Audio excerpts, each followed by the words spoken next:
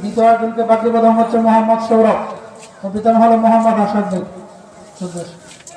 ওনার ছেলে আল্লাহ রাব্বুল আলামিন তাকে হাফেজ এবং আলেম হিসেবে কবুল করো। আল্লাহ তাকে বিশ্ববিখ্যাত দায়ী হিসেবে কবুল আর মঞ্জুর করে নেন।